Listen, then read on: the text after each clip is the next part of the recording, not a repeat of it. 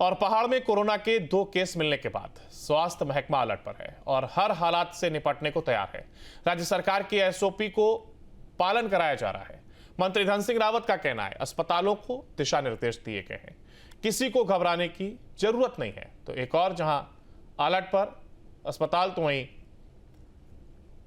ये कहा गया है कि किसी को घबराने की जरूरत नहीं है। जो एहतियाती कदम है वो उठाए जा रहे हैं, एसओपी का पालन कराया जा रहा है और मंत्री धन सिंह रावत का साफ कहना है कि जो दिशा निर्देश दिए गए हैं उनका पालन किया जाए, घबराने की जरूरत नहीं है। कोविड के हमारे यहाँ कुछ केस आए और हमने एसओपी जारी कर दी है। किसी को घबराने की कोई जरूरत है नहीं अभी से, लेकिन फिर भी हमने सारे स्वास्थ्य विभाग की तरफ से सभी हॉस्पिटलों के एसओपी जारी कर चुके हैं। उत्तराखंड में कोरोना को लेकर के स्वास्थ्य विभाग अलर्ट पर है। खासतौर पर चारधाम यात्रा को लेकर के विशेष कदम उठाए जा रहे हैं। रुड़की में सिविल अस्पताल पर हालात से निपटने के लिए तैयार है और सीएमएस संजय कंसल ने बताया है कि जो नियम 2020-21 में बनाए गए थे उन्हीं का पालन करना है। अस्पताल में पर्याप्त मात्रा में दवाइयां हैं, आइसोलेशन वार्ड भी बनाया गया है, यानी कि तमाम एहतियाती कदम उठाए जा रहे हैं। केरल के अंदर जो नया वेरिएंट आया है NV 1.8.1, ये कुछ वेरिएंट वहाँ पर कुछ 3-4 मरीज वहाँ पर पॉजिटिव आए हैं। इसके बाद भारत सरकार व प्रदेश की सरकार ने उसके ऊपर पूरी एडवाइजरी जारी कर दी है कि जो कोविड 2020-21 में आया था, जो एडवाइजरी थी उसके लिए सबको सेफ रहने की, वही दोबारा से जारी कर दी गई है। इसमें फिर वही है कि आप भीड़ वाले जगहों पर जाने से बचें, मास्क का उपयोग करें। किसी को खांसी जुकाम या बुखार आता है या सांस लेने में कोई तकलीफ होती है तो तुरंत चिकित्सक को जाके अपना दिखाएं और जो उपचार उनके द्वारा किया जा रहा है, ये जांचें बताई जा रही हैं, वो जांचें व उपचार शुरू करें। और उत्तराखंड में मौसम ने करवट ली है। देवभूमि में बारिश और ओलावृष्टि हुई है, तो वहीं कुमाऊं क्षेत्र के कई जिलों में बारिश हुई है। देहरादून में 8 डिग्री तक पारा लुढ़क गया है। सिरोपगढ़ और चमधार में भूस्खलन हुआ है। बद्रीनाथ हाईवे पर लंबा जाम देखा गया। मलबा आने से राजमार्ग जहां प्रभावित हुआ है, तो वहीं तेज बारिश से लैंडस्लाइड जोन सक्रिय हो गया है। हाईवे पर वाहन रेंगते हुए नजर आए हैं। पहाड़ में बदलते मौसम का यह असर अब दिखने लगा है। कुमाऊं क्षेत्र में कई जिलों में बारिश हुई और आने वाले दिनों में और भी कई जिलों में बारिश के आसार हैं। तो वहीं इसके साथ ही तेज बारिश से लैंडस्लाइड जोन सक्रिय हो गया है। बद्रीनाथ हाईवे से कुछ ऐसी ही खबर आई है। यहां मलबा आने से राजमार्ग प्रभावित रहा और वाहन रेंगते हुए नजर आए हैं। इसके अलावा सिरोपगढ़ और चमधान में भूस्खलन से लोगों को खासा परेशानियों का सामना करना पड़ा है। मौसम के बदलते रुख को देखते हुए माना जा रहा है कि उत्तराखंड में जल्द मानसून आ सकता है। चारधाम यात्रा को लेकर के भी शासन प्रशासन अलर्ट पर है। राजधानी देहरादून में करीब 8 डिग्री तापमान लुढ़का है। मौसम विभाग ने भी बारिश का येलो अलर्ट इस दौरान जारी किया है। तो एक और जहां बारिश से परेशानियां लोगों के लिए बढ़ गई हैं, मलबा आने से राजमार्ग बाधित हुआ है, तो वहीं इसके साथ ही दिक्कतों का सामना भी अब लोगों को करना पड़ा। या कहें बदलता मौसम अब रफ्तार को थामता हुआ नजर आ रहा है। जो लोग अपने काम के लिए निकल रहे हैं उन पर कहीं ना कहीं रफ्तार पर यह ब्रेक मौसम की वजह से लगता हुआ नजर आ रहा है। मलबा आने के चलते कई जगह रास्ते बाधित हो रहे हैं। पहाड़ पर यह बदलता मौसम अब लोगों के लिए मुसीबत बनता हुआ नजर आ रहा है।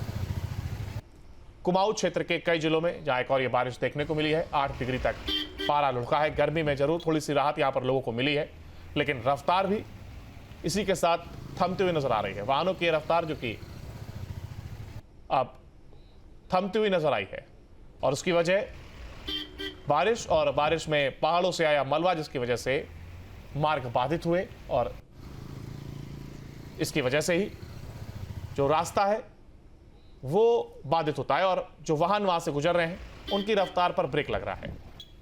देवभूमि में बारिश और ओलावृष्टि को लेकर के अलर्ट भी जारी किया गया है। देहरादून में 8 डिग्री तक जाए और पारा लुढ़का है, तो वहीं इसके साथ ही अलर्ट भी जारी कर दिया गया है। मौसम विभाग की ओर से आने वाले दिनों के लिए यह अलर्ट जारी किया गया है। दरअसल पहाड़ पर बारिश और ओलावृष्टि की आशंका या कहीं कयास लगाया जा रहा है। मौसम विभाग का कहना है कि आने वाले दिनों में बारिश और ओलावृष्टि हो सकती है, जिसके चलते लोगों को आगाह करने के लिए येलो अलर्ट भी जारी किया गया है।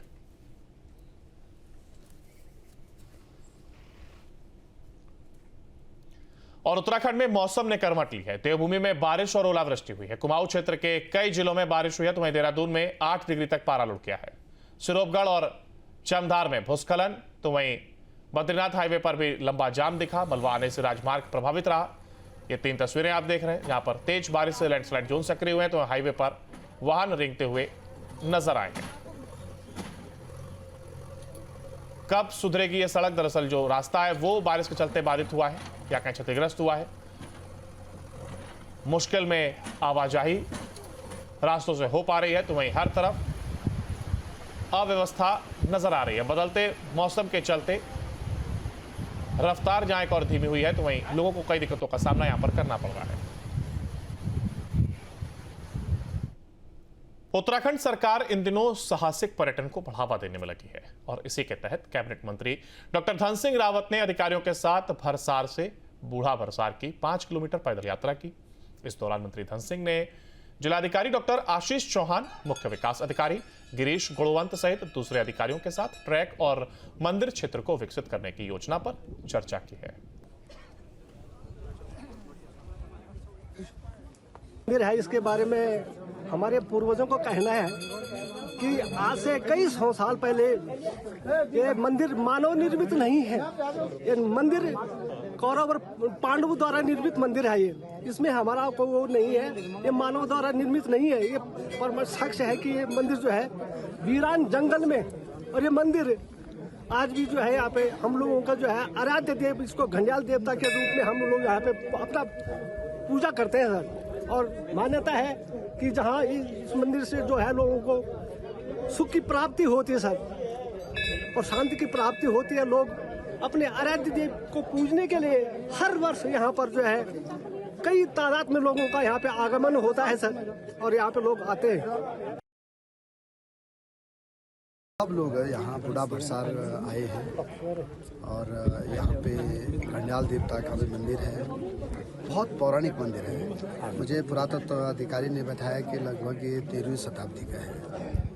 यहाँ पे काली का भी मंदिर है और यहाँ के जो हमारे 4-5 पट्टियाँ हैं वहाँ के स्थानीय लोगों के कुल देवी भी है।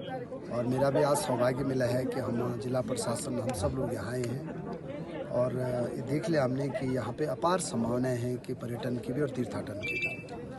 हजारों लोग यहाँ आते हैं और अब हम यहाँ के विकास के लिए एक आधारभूत चीज़ें क्या क्या हो सकते हैं स्थानीय लोगों से पूछ के आगे बढ़ेंगे और इसको पर्यटन और तीर्थाटन के नक्शे पे भी भारत के और उत्तराखंड के लाएंगे। और आजकल में देख रहे होंगे कि हम सभी मंदिरों को जो है एक उनके जीर्णोद्धार भी कर रहे हैं, मंदिर भी बना रहे हैं। यहाँ पे एक बात ये भी आई है कि अगले साल हम भारत सरकार को लिखेंगे कि इसको ईयर ऑफ द ट्रैक के रूप में भी विकसित किया जाए।